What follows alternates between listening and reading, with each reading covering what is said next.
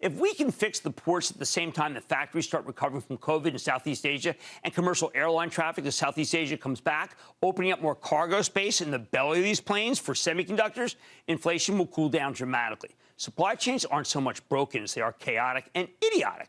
We have little data, no organizational pinpoint. Government should just bring in an Amazon Web Services Pro or Workday or Adobe or Salesforce legend to take a leave of absence and solve this thing. And if it takes higher wages for truck drivers and longshoremen, so be it. You know what? That's called the cost of doing business.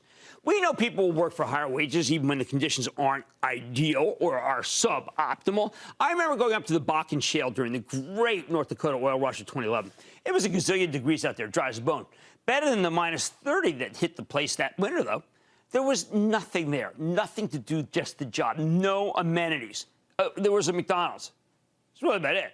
The oil workers were making, most of them had not gone to college yet. They're high school graduates, or they might not go to college. Why? Because they're making mid-six figures. What's the point if you're going to college to get to make money? The McDonald's workers were making $26 an hour. Now, the whole shooting match went bust when oil prices collapsed. But one thing's for sure. It's easy to find workers if you're willing to pay them enough to do something that they don't even like. I did not meet a soul up there who was working there because they loved the job. You know what they loved? The money. If companies pay truckers what they deserve, enough where they love the work because they love the money, well, you know what happens? You get more truck drivers. And that's a much nicer drive than working in the oil fields of North Dakota. So the supply chain is solvable. You just have to recognize the newfound primacy of labor. And for a lot of people in capital, a lot of CEOs, that's just too hard to take. Shame on them. Now, there are individual signs of price degradation. We got mildly lower used car prices, but only after a huge run. Home sales are cooling as prices have gotten way too high for first-time home buyers.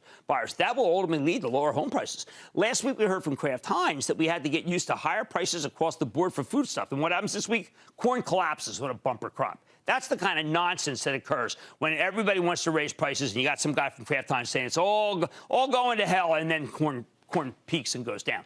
But what I'm talking about occurs, you got to forget this whole transit inflation and get used to this new term. It's the first time you're going to hear it.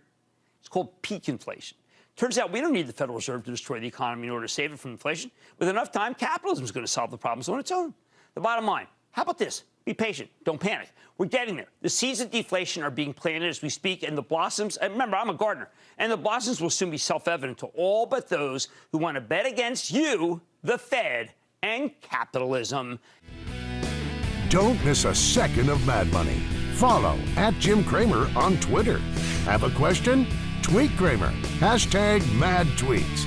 Send Jim an email to madmoney@cnbc.com or give us a call at 1-800-743-CNBC. Miss something? Head to madmoney.cnbc.com.